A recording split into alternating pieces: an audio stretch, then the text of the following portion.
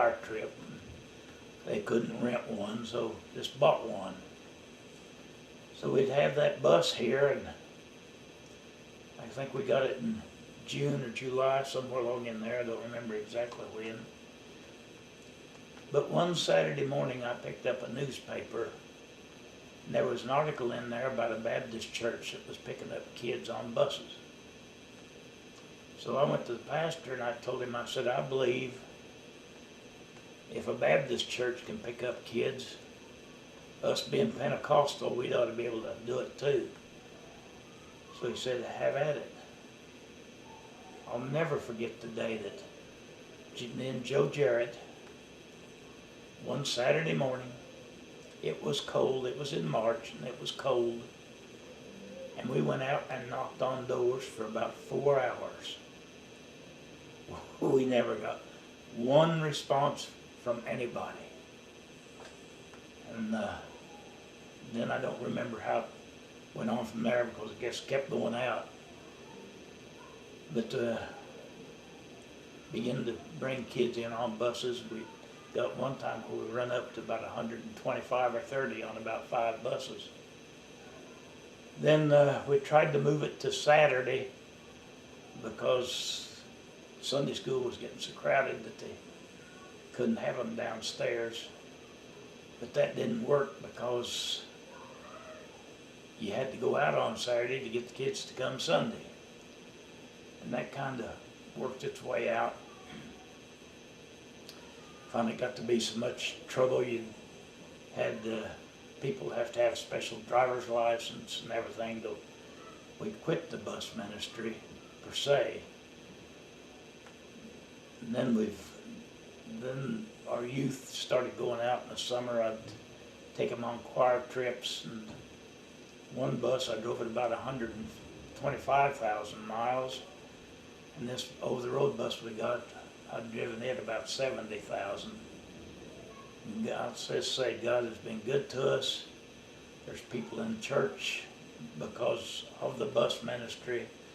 There's been different ones that comes to me and said, do you remember such and such a thing? And of course, man, there'd been so many of them that crossed trails that I didn't remember. So that's pretty well where I'm at today. So just still in the hands of the Lord, waiting for Him when He calls. I pray I'm ready to go. John, I can't say enough about what a blessing you've been to me personally as pastor, and your faithfulness and support, and to the church and to us all. And we're just looking forward to that day, as the old song goes, when we all get to heaven. What a day of rejoicing that'll be. But if that chariot pulls up and that old Elijah got on, that the driver says, hop on board, the rest of us are left here to fight the good fight of faith a little bit longer. Anything you want to leave with us or say to us? The only thing I'd say is,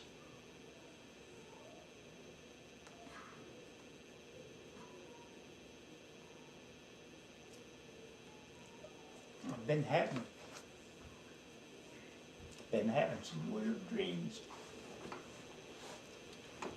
I keep saying, Lord, why can't I have a decent dream? So I think it was last week, maybe a couple weeks ago, that I felt like I was in a garden and I was going along lifting bushes like I was looking for an exit. I never thought too much about it. Later I just thought, you don't have to kneel down to get through that gate. Then a few days later I had another dream.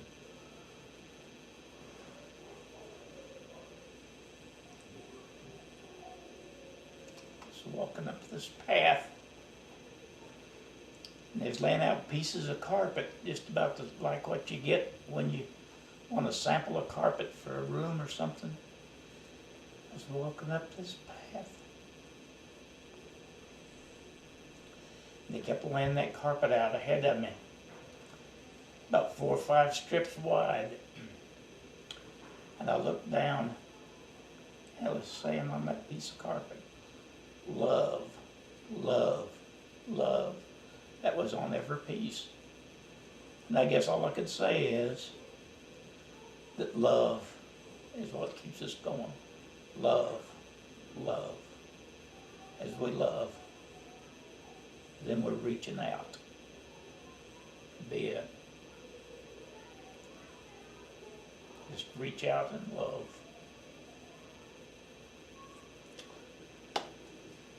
Amen.